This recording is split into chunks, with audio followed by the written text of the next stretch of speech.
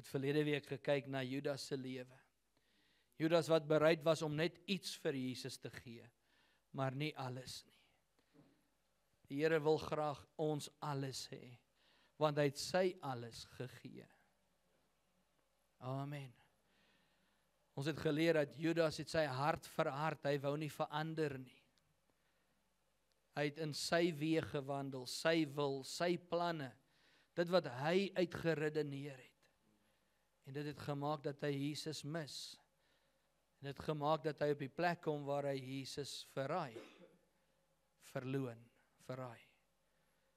Ander woorde, hy het die doel gemis. Ek wil vanmôre aangaan en met u gesels oor 'n volgende les wat ons uit die lewe van Judas kan leer. En ek wil dit duidelik sê dat ons veroordeel nie Judas nie. Want enige een van ons kon dalk Judas gewees het.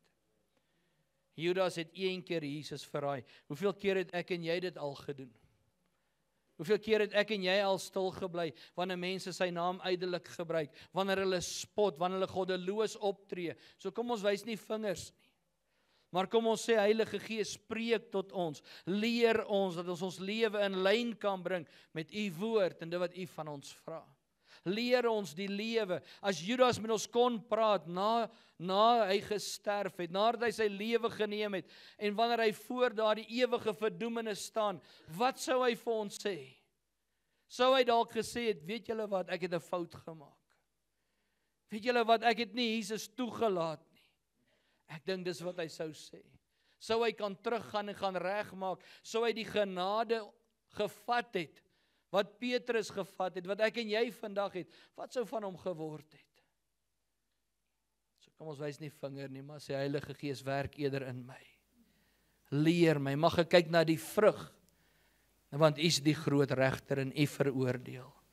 Ons is nie daar om te veroordeel nie. Amen. Ek wil met u gesels vandag oor Judas. En 'n volgende les wat ons uit sy lewe kan leer. En ek wil 'n stelling maak, en dis waaroor ek met u wil gesels, is dat Judas het van Jesus geweet, maar hy het hom nie geken nie. Judas het geweet van Jesus, maar hy het hom nie persoonlik geken nie.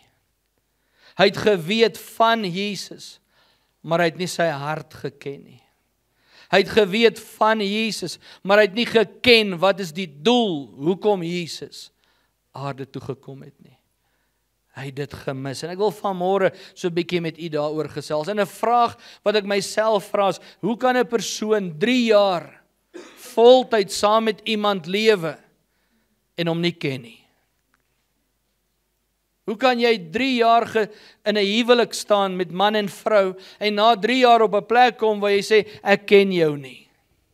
Of jy het 'n vriend en 'n boetie wat naby aan jou is, saam met wie jy werk, saam met wie jy bedien, en na 3 jaar dan sê jy, ek ken hom nie. Is dit moontlik? Ek glo dit is moontlik. Kom ons kyk, hoekom is dit moontlik? Blaai saam met my in die Bybel na die boek van Matteus, hoofstuk 26. Matteus 26, van vers 17 gaan ons begin lees.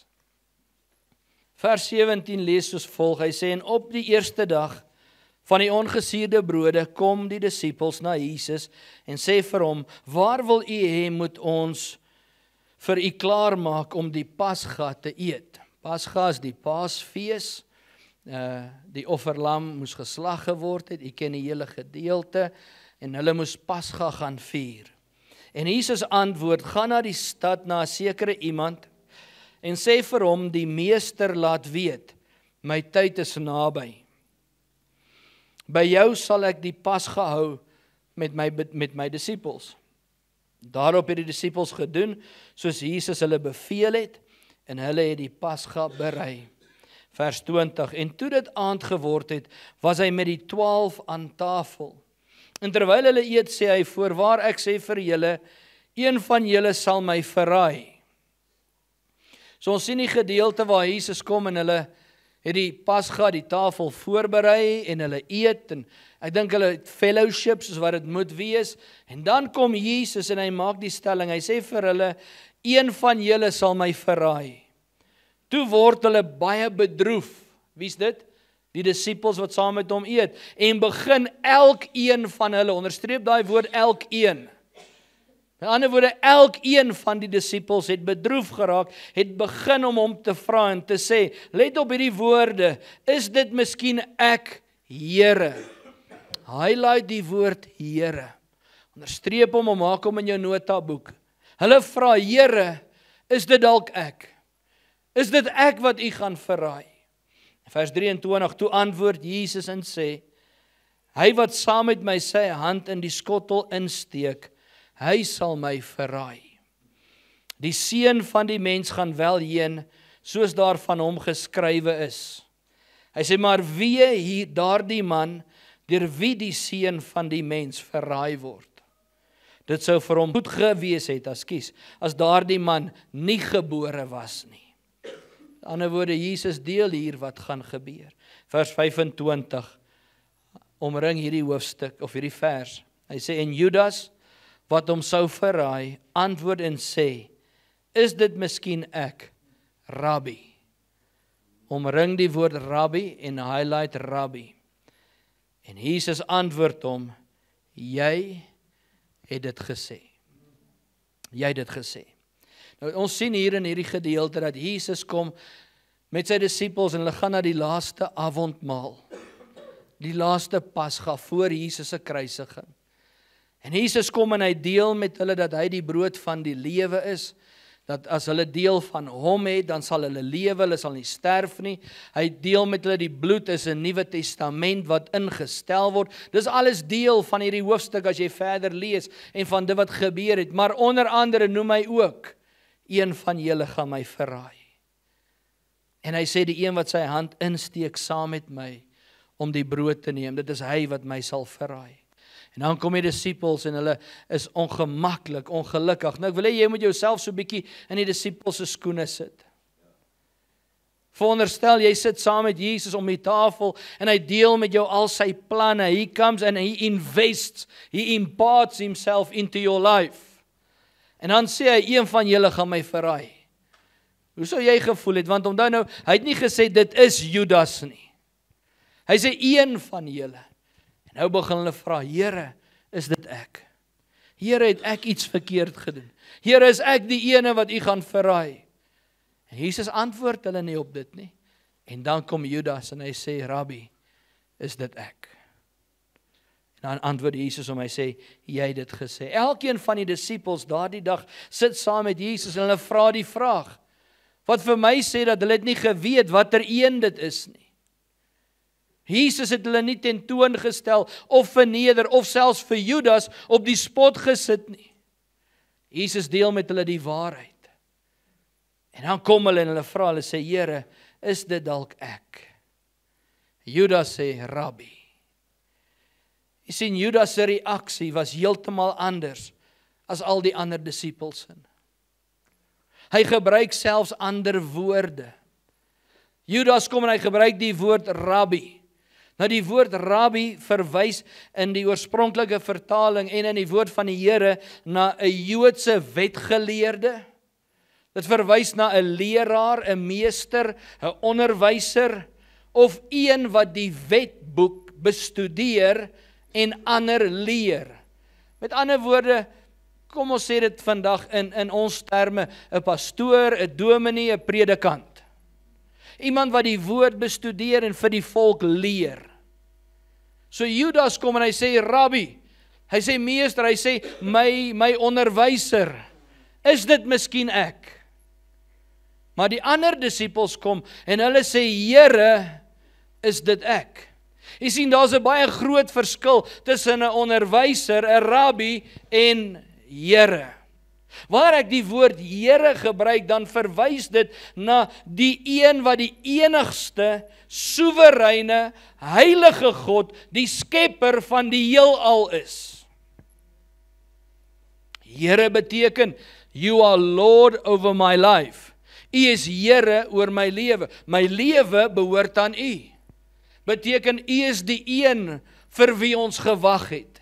U is die een wat ons verlos, red en vrymaak. U is God. U is Here oor my lewe. Jy sê nie Here vir iemand vir wie jy nie bereid is om onderdanig aan te wees nie. You don't call anybody Lord if you're not willing to submit unto them. Korrek? Wat doen Judas? Judas kom en hy gebruik iets anders. Hy sê Rabbi, leermeester, leier. Die disippels kom en met hulle belydenis sê hulle, Here, U is die God oor ons lewe. U is die God oor ons lewe. U sien Judas se optrede daardie dag en sy belydenis spreek van 'n persoon wat iemand van weet, maar hulle ken nie daai persoon nie. Judas se optrede sê, ek het gehoor van, ek het dalk gesien, maar ek ken nie sy hart nie. Ek ken hom nie. Het jy daai gedeelte al gelees in die woord van die Here, waar die Here sê, wanneer hy kom, gaan hy ons kom haal, en dan gaan daar oordeel uitgeskiet word, en dan die wat nie reg is met hom nie, hy gaan vir hulle sê, gaan weg van my, julle wat die ongeregtigheid gewerk het. Hy sê, dan sal baie in daardie dag vir my sê, Here, Here, in U naam het ons gepreek, in U naam het ons geprofeteer, in U naam het ons duiwels uitgedryf, en dan gaan hy sê, ek ken jou nie, gaan weg van my. Dis die onderskeid wat daar inkom. Weet ek van of ken ek? God weet van ons almal, want hy het ons geskape, maar hy wil ook hê, jy moet hom ken en hy wil jou ken in daai persoonlike verhouding met hom. Judas kom en hy sê, U's my meester, U's my onderwyser. In die skoolterm, U's my juffrou of U's my meneer. En wie van julle het nie altyd 'n goeie herinnering aan jou skoolonderwysers en onderwyseresse nie? Daar's 'n groot verskil om iemand rabbi te noem en om iemand Here te noem. En dit bring vir ons op hierdie plek waar ons sien dat Judas het Jesus nie geken nie. Judas het vir 3 jaar saam met hom geloop. Hy het gesit as leraar by sy voete. But he did not know him. Die ander disippels ken hom.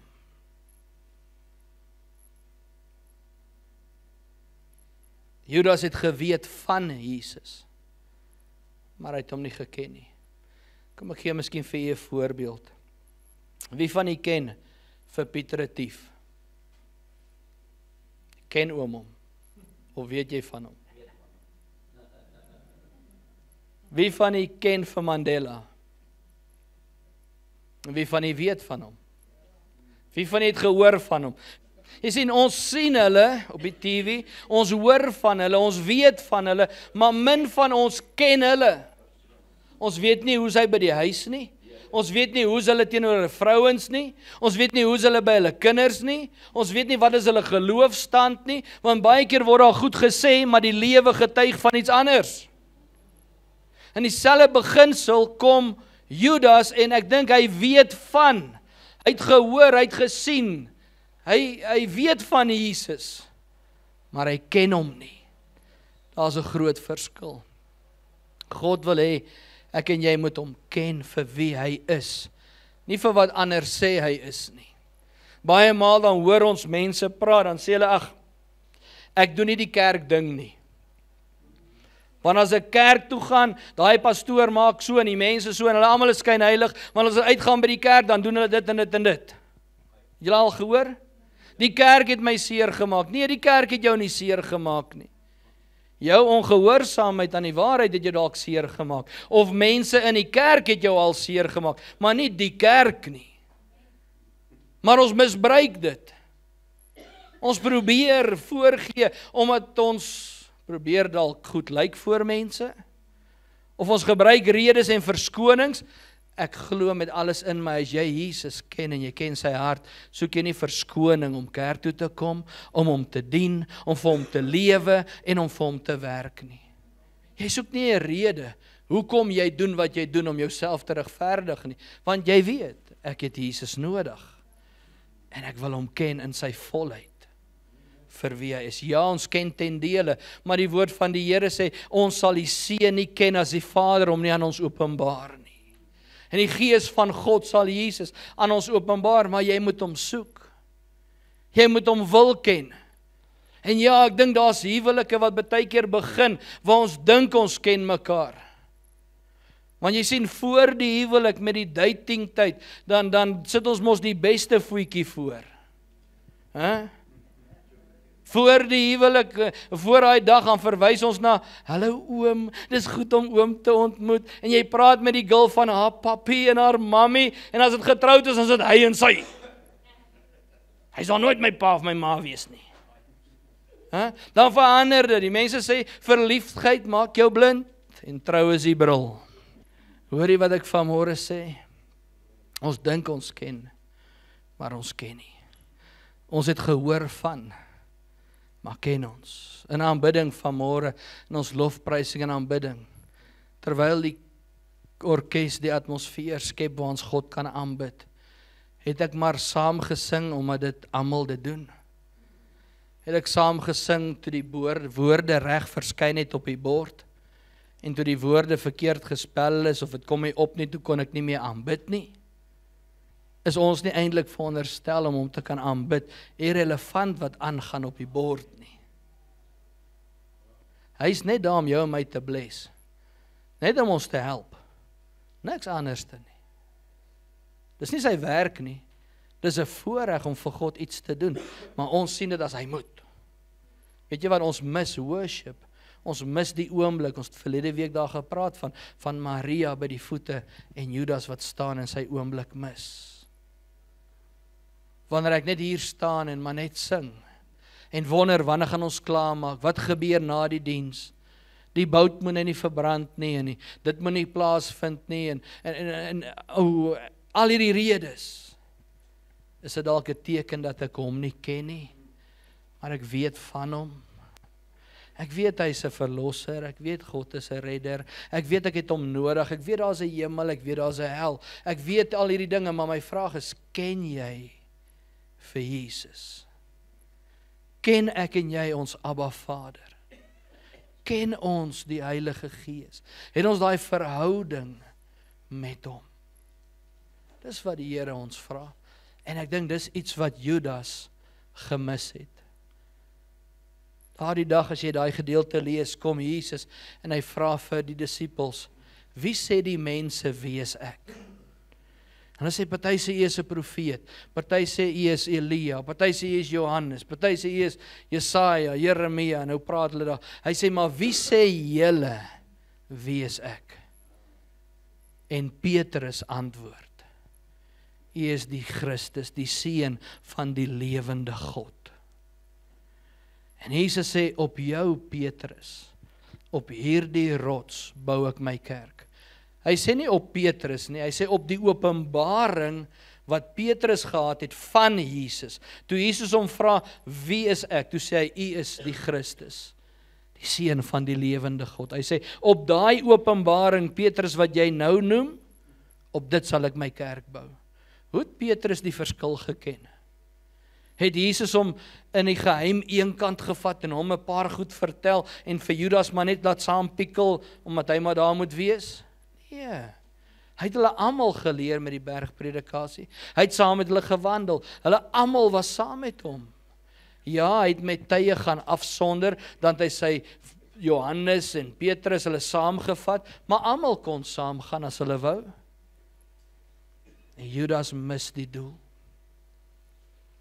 Iets anders wat ek graag met u wil deel vanuit hierdie gedeelte is, hier's iets mooi wat ek vir jou wil wys omtrent Jesus.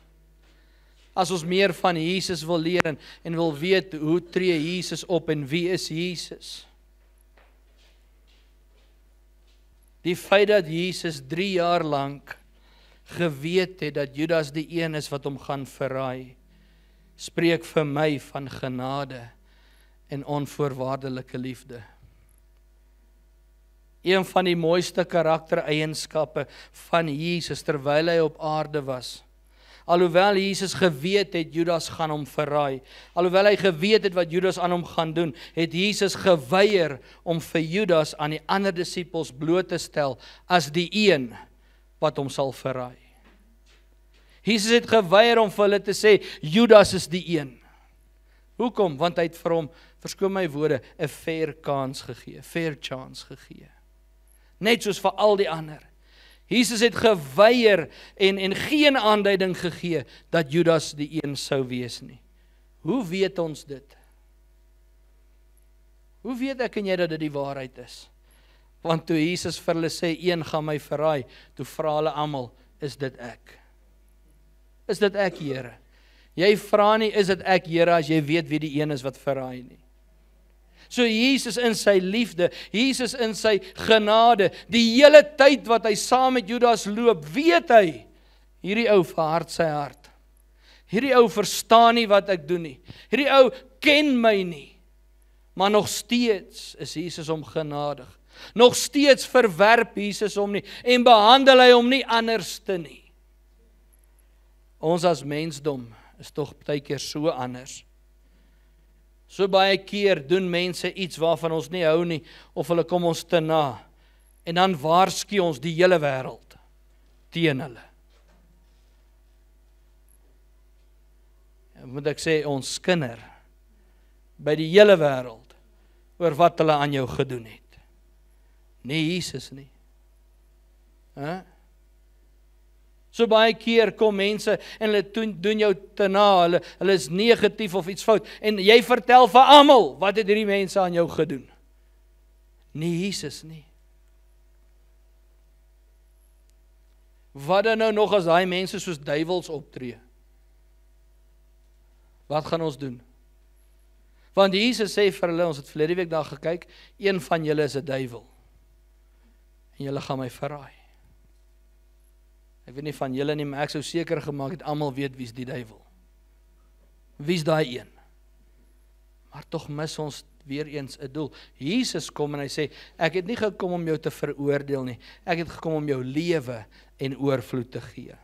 Ek gee jou die waarheid. Judas, daar's die waarheid, maar jy kies. En selfs in daai keuse verwerp Jesus hom nie. Hy verkleineer hom nie. Hy kraak hom nie af nie. Hy vermy hom nie. Julle ken ook mos daai mense. Jy sien hom in die mall. As hy daai kant ingaan, dan gaan jy die kant toe. Jy soek 2-minute noodles hier by die koffiekant, maar jy kry niks, papa. As hulle verbykom, kyk jy weg. Dit is asof hy nek so styf trek, het jy al gesien? Nie Jesus nie. Hy sê, kom na my toe, ek gee jou kans. Ek gee jou geleentheid, 3 jaar lank, vaantjie, 3 jaar, loop Judas saam met Jesus, en nie een keer, gooi Jesus hom onder die bus nie. Nie eenmaal nie. Hy gee hom 'n fair kans. Ek weet nie van u nie, maar dis die God wie ek wil dien. Dis iemand met wie ek 'n pad wil stap. Want ek weet, ek het dalk nog meer fout as enige iemand anderste, en soos Judas, en dan kom Jesus, hy sê, kom na my toe, jy wat vermoeid en belas is, kom na my toe, jy wat stikkend is, jy kan my vertrou. En mag ek sê, Jesus sê, it's confidential, it's between you and me. Die hele wêreld hoef nie daarvan te weet nie. Want wat ek vir jou doen, is wat waar is en wat waaragtig is. Is dit nie die voorbeeld wat ons by Jesus leer nie? Judas het Jesus nie geken nie. Hy het geweet van. Maar Jesus het nie van Judas geweet nie. Hy het Judas geken. Hy het sy hart geken. Hy het sy lewe geken en hy het geweet waaroor dit gaan. My vraag vanmôre is, weet ons van Jesus of ken ons Jesus? Wanneer ons met ander mense praat omtrent Jesus, vertel ons hulle wat die Bybel sê en wat ons geleer het, die mooi taal wat vinnig vloei, of kan jy soos Petrus sê, U is die Christus van my lewe. U is die soewereine, die heilige, U is die God van my lewe. Of vertel ons vir mense wat die kinderbybel ons geleer het toe ons op sondagskool was. Kan jy 'n storie vertel van hoe Jesus jou uitgehaal het? Kan jy onthou daai aand wat jy so depressief was dat jy jou lewe wou neem? En van ons het dit selfs geprobeer, maar die gun het nie afgegaan nie. Jy het jou dalk gesny, maar jy het jou nie dood gesny nie. Die handvol pille wat jy gesluk het jou nie dood gemaak nie. Kom nou. Wat het gebeur? Jesus het jou kom vashou. Hy het jou kom beskerm. Daai aande waar jy so dronk was, jy weet nie hoe jy by die huis gekom het nie. Kom nou. Hierdie kerk is nie vol volmaakte mense nie. Geredde mense wat Jesus ontvang het en wat vrygemaak is. Ons almal het 'n storie. Daai storie praat dit van, ek ken maar van hom, want my ma het my vertel, of ek het Jesus ontmoet. Ek onthou 'n dag en 'n datum in my lewe. Ek het al vir julle gesê, ek is onder die kerkbanke gebore. So ek het daar groot geword. Julle kinders, ook nie julle nie, die kinders wat in daai kerk was, het my stout geleer. Die ander mense se kinders. Dis hoekom pastore se kinders stout is, want hulle speel met die gemeente se kinders. Alright, so, ek het onder die banke groot geword, daar gedoen, my eerste girlfriend daar gekry, en daar afgesê, en alles het daar by die kerk gebeur. Alles het daar gebeur. Maar daar moes 'n dag kom waar ek nie net ken van Jesus nie, maar waar ek hom moes ontmoet het. Daar was 'n oomblik op 'n jeugkamp wat ek weet, ek het 'n ontmoeting met Jesus Christus gehad, waar hy my lewe verander het, waar hy die roeping op my lewe kom bevestig het, en daarom kan ek vandag sê, maak nie saak wat mense sê en dink, jy hoort in die bediening of jy nie, of jy kan nie, ek gee nie om nie, ek weet wat Jesus vir my gesê het daai dag, toe hy my ontmoet het, op die ouderdom van 16. Ek weet toe hy my studierigting verander, van die rigting waarin ek wil studeer na teologie toe, want hy het met my gepraat. Hy het my ontmoet, hy het my beter geken as wat ek myself ken. Maar die vraag is, ken ek hom, of weet ek van hom?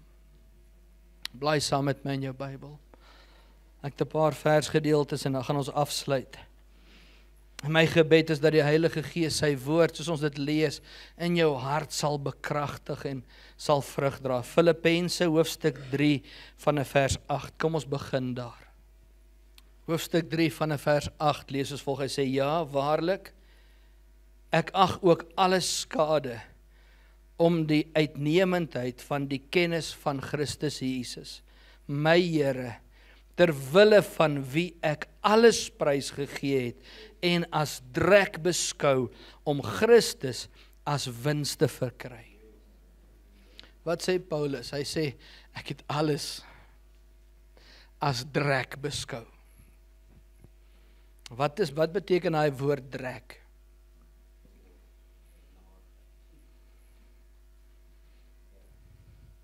In die oorspronklike vertaling verwys dit na mis, afval wat die liggaam uitskei. Hy sê ek ag dit alles gelykstaande aan daai mis. Hy sê want Christus is vir my meer belangrik as enigiets anders. Kom ons lees verder. Hy sê en in hom gevind te word, nie met geregtigheid wat uit die wet is nie. Hy sê so die wet red my nie. Hy sê maar met die wat deur die geloof in Christus is. Die geregtigheid wat uit God is deur die geloof. Sodat ek hom kan ken. Nie van hom kan weet nie. Sodat ek hom kan ken in die krag van sy opstanding en sy gemeenskap aan sy lyde, terwyl ek aan sy dood gelykvormig word. Kan ek en u vandag sê, ek ken Jesus in sy opstanding. Ek ken hom in sy lyde. En ek wil gelykvormig wees aan hom. Ek staan saam met hom op. Met ander woorde, dit wat hy vir my kom doen het aan die kruis, ek het dit myne gemaak. En ek lewe nie meer my vlees nie. Dit sê nie ek val nie, maar dit sê ek streef daarna om gelykvormig te lewe aan hom. Vers 11 sê, of ek miskien die opstanding uit die dode kan bereik. Nie dat ek dit al verkry het of al volmaak het nie. So Paulus sê nie, ek het gearriveer en ek doen dit alles nie. Nee, hy sê, hoor wat sê, maar ek jaag daarna, of ek dit ook kan gryp, omdat ek ook deur Christus gegryp is. Partykeer sê mense, ek het die Here gekies. Nee, die Here het jou gekies. Hy het jou net op 'n plek gebring waar jy besef het, ek moet sê ja, maar hy het jou gekies. Jeremia leer ons baie mooi, hy sê, terwyl jy in die moederskoot gevorm is, terwyl jy daar binne is, het ek jou geken, ek het jou by jou naam geroep, ek het jou geheilig, ek het jou eenkant gesit, ek het jou afgesonder. Hy sê, I called you by your name. Mamma en papa het nie eens geweet, jy's daar nie, toe weet die Here al, jy's daar. Sê die Here, okay, kom ons maak mamma so 'n bietjie naar, dat sy weet, daar's iets. Maar voor dit, het hy geweet, jy's daar. Hy het jou georder. Dan sê hy, as jy daar by die drive-thru sit en by KFC, dan sê hy auntie so vir jou, wat wil jy hê? Dan sê ek vir haar, dunk wings and chips. Of wat ook al jy wil hê. Wat doen jy? Jy sit 'n order in. Dan sê sy, wil jy R2 skenk? Nie vandag nie. Dan gaan ons na die ander een toe, dan betaal jy, en dan gaan jy na die ander hokkie toe, dan wag jy. Dan bring hulle vir jou 'n Streetwise toe. Sê jy vir hulle dankie? Nee, julle gaan nou sê ja, maar as ons daar is, dan sê jy nee, ek het dunk wings and chips gesoek. Want ek het 'n order ingesit. Ek het iets bestel, iets spesifiek. God sê, ek het 'n order ingesit vir jou. Ek het jou bestel. Ek ken jou. Ek weet nie net van jou nie. Hy sê, I ordered you. So as jy lang krulhare het, jy spat pastoor se oë toe met dit, as jy gedoop word, God het jou nog steeds so geken, en hy het jou so gevorm. Ek wens ek het sulke krulhare gehad. God ken jou. Hy ken jou by jou naam. Hy weet hoeveel hare op jou hoof is, hoekom? Want jou hare is genommer. Party van ons is 'n makliker job, maar ander, die Here ken die hare. Hy weet wat daar aangaan. Blaai saam met my na Galasiërs 2 toe. Kyk wat skryf hy hier, so mooi. Kan ek en jy dit sê? As ek kyk na Judas se lewe, en ek kyk na die vrug, dink ek nie kan hy hierdie belydenis doen nie. As ons moet beoordeel, nie veroordeel nie. Kyk wat sê hy, ek is met Christus gekruisig, en ek leef nie meer nie, maar Christus leef in my. En wat ek nou in die vlees lewe ek deur die geloof in die Seun van God, wat my lief gehad het, en homself in my oorgegee het. Ek lewe nie meer nie. Ek lewe nie meer nie. Ek lewe vir Christus, hy lewe in my, en wat ek nou lewe ek vir die Here. Jy sien, hierdie vers gee vir my die bevestiging, of moet ek sê die krag, die vermoë, om 'n besluit te kan maak, om te breek met verslawinge en dinge in my lewe, en God toe te laat om dit vry te maak. Hoekom? Want ek lewe nie meer vir dit nie, maar Jesus lewe in my. En nou, omdat hy in my lewe, wil ek dit nie meer doen nie. Wil ek nie meer my vergryp aan chocolates nie. Wil ek nie meer rook nie. Wil ek nie meer drink nie. Wil ek nie meer skinder nie. Ons kyk altyd na die uiterlike goeders wat jy kan sien en ruik. En dis maar ons voorbeelde. Maar wat van daar by die huis agter die geslote deure? Wat van daar waar niemand jou sien en van jou hoor nie? Wat van daai goed wat in jou kop ronddwaal, waarmee jy struikel, daai strongholds, daai bindinge? Hy het ons vrygemaak. As hy in my is, dan wil ek hom nie blootstel aan dit nie. Nee, moet nie, Kate. Ek wil nie. Ek wil nie hê Jesus moet ervaar wat ek ervaar het nie, want hy het klaar daarvoor betaal. Hy het klaar gesê, it is done. Dan vers 21 sê, ek verwerp nie die genade van God nie.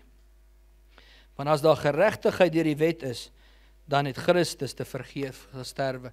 Wat sê hy, die wet kan jou nie vrymaak nie. Die wet kan jou nie red nie. Dis Jesus Christus. Geloof in hom. Dis waaroor dit gaan. In die laaste versgedeelte, 1 Johannes hoofstuk 4. Hierdie versgedeeltes wat ek met u deel, glo ek som die boodskap op my en bevestig wat ek met jou share vanmôre. Ek glo die Heilige Gees deel met ons. Ek wil deur jou geken word. Ken my terwyl daar tyd is. Partykeer het ons begrafnisse wat nie 'n begrafnis is nie, maar 'n fees is. Want die geliefde wat gesterf het, het oorgestap om by Jesus te wees. En alhoewel ons hulle mis en hulle plekkie leeg is, weet ons, dit gaan goed met hulle. En kan ons aangaan, maar partykeer het ons begrafnisse wat die geliefde nog nie eers in die graf is nie, dan beklei die familie en die kinders al. Dan beklei hulle, wie kry pa se skoene, en wie ma se rok, en wie kry die, en wie kry daai, en daar so 'n onnodige bekleierery. Dis te laat om te beklei as jou geliefde nie meer daar is nie. Jy moes tyd spandeer het terwyl hulle daar was. My oupa het altyd gesê, moenie blomme op my graf sit nie, gee vir my blomme terwyl ek lewe. Hoekom wil jy kom huil as iemand nie meer daar is nie?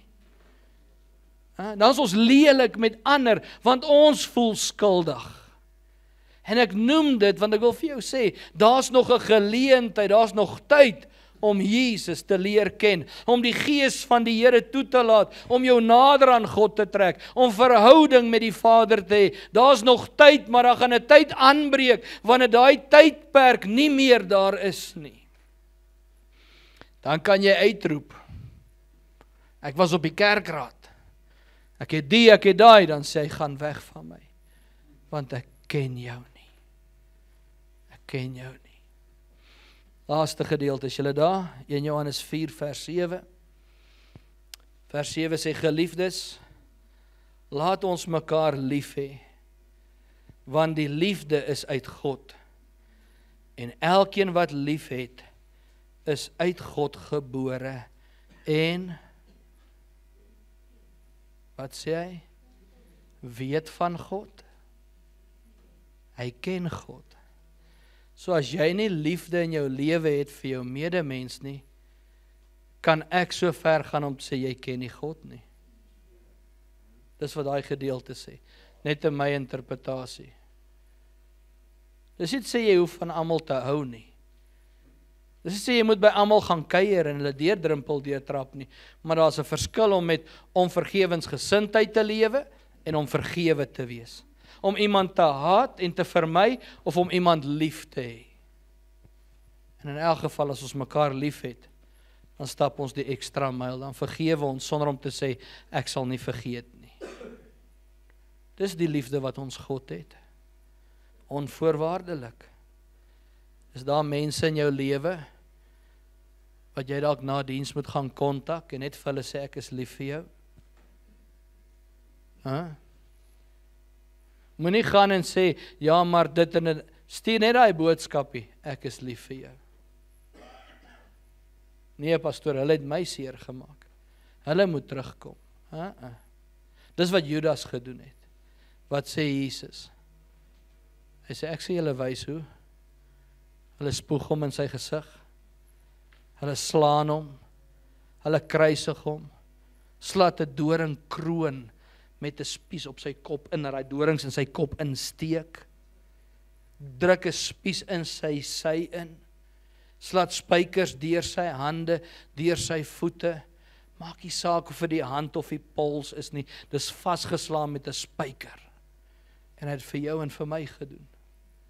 En terwyl hulle dit doen, sê hy, Here, vergewe hulle. Terwyl ek eben Jesus seermaak, terwyl ek sondig, terwyl ek nie doen wat ek moet doen nie, sê hy vir die Vader, Here, hy is my kind. Vergewe hom, want hy weet nie wat hy doen nie. Nou, dis nie my license to sin nie, maar ek wil vir jou wys die genade, die liefde.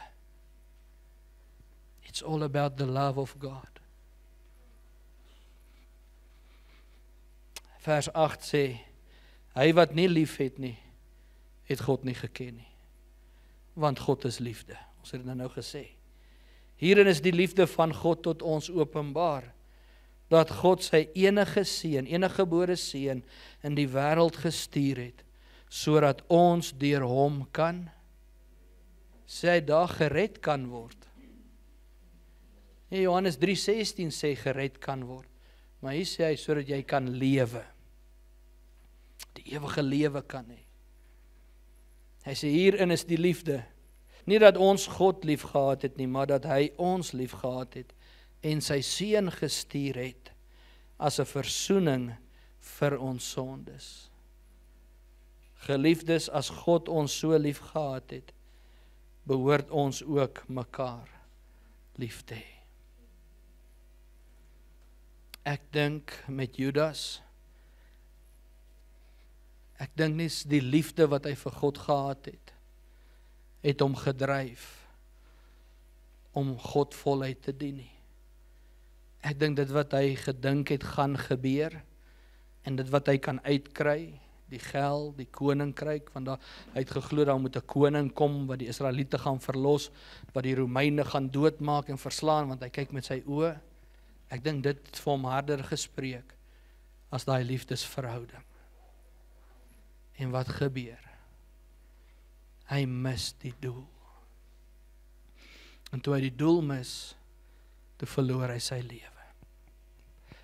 Ek sluit af vanmôre. Ken ek God? Of weet ek van hom? Het ek gehoor, geleer, gelees van hom? Of noem ek hom Here? Is hy Rabbi? Of is hy Here? Ek kan net daai antwoord vir myself antwoord. Jy kan dit nie vir my antwoord nie. Ek kan dit nie vir u antwoord nie. Dit is 'n saak tussen my en die Here. En ek sien hier's jong mense in die kerk. En ek dank die Here vir die jong mense wat ook in die kerk sit. As ek vandag vir julle kan sê, Cameron, en vir almal, julle kan nie gered word op mamma en pappa se storie van Jesus nie. Cameron, jy kan nie hemel toe gaan, omdat Boetie en Pa die Here dien nie. Jy moet ergens in jou lewe op die plek kom, waar elkeen van ons sê, Here, ek wil nie net van u weet nie, ek wil u ken. Timoteus was 14 jaar oud, toe God hom geroep het, om 'n kerk te lei, as die herde, die pastoor oor die gemeente. Wie van julle is 14 hier vandag? In jou hart bly ons. Sy's 41 nou, sy skielik 14. Is jy 14? Kan ek jou vra om op te staan? Ek wil jou nie skaam maak nie. Kyk, ek draai net gou vir die mense. Kyk hoe pragtige meisiekind is dit. Timoteus was so oud, toe die Here hom gebruik het om die gemeente te lei as pastoor. En daarom kom Paulus en hy skryf hom hierdie briewe om hom te leer en om hom te guide en vir hom die pad te wys. So God is nie geïntimideer deur jou ouderdom nie. Hy sê vir Timoteus, moenie laat mense jou jonkheid verag nie. Hy sê, want my verhouding met jou is dieper as wat mense sien of dink of voel. So baie dink ons die kinders moet eers uit die skool uit wees voordat hulle nou kan besluit gaan hulle kerk toe of nie. Nee, jou kind moet groot word in die kerk, dan hoef hulle nie te besluit nie. Van die kinderbediening af stap hulle net oor in die jeug in, van die jeug uit stap hulle net uit in die young adults in, uit die young adults uit is hulle net in die kerk. Hoekom? Want ons almal is die kerk, ons is maar net deel. Huh? Toe ons jonger was, dan wil ons katkeseer, dan kry ons dranklisensie. Dan is ons groot. Nou mag ons vat. Nee, jy het ergens Jesus gemis. Want as jy vir 'n jaar lank gekatkeseer het, en God het nie jou hart verander nie, en jy dink dis nou maar nou net om te kan vat, dan mis jy die doel. Dan het jy dalk gehoor van hom, maar hom nie geken nie. Kom ons sluit af. Here, ek dank U dat ons U woord vanmôre kon hoor, en dat U vanuit U woord uit met ons gesels en met ons deel. Here, en as daar areas is in ons lewe waar ons moet potlood skerp maak, as daar dinge is wat ons moet uitsorteer, dinge wat ons moet in lyn bring, dan vra ons Heilige Gees, dat U hierdie waarheid in U woord in ons sal laat lewend dra. En dat U ons sal kom transformeer en vorm, om te wees soos wat U ons wil hê. Soos die pottebakker die klei vorm, Here, kom vorm ons. En dit wil ons kom sê, jammer. Jammer as daar areas was wat ons U op die rak geplaas het. Jammer as daar tye is wat ons U net ken in sekere tye in ons lewe. Vanmôre wil ons net weer opnuut kom sê, Here, wees genadig. Was ons skoon. Maar kom ken my. Kom deurgrond my hart. Here, kom kyk na my gedagtes, my lewenswyse. En lei my in die waarheid. Bid saam met my, sê Papa Vader, in Jesus naam, in die leiding van die Heilige Gees, besef ek vanmôre,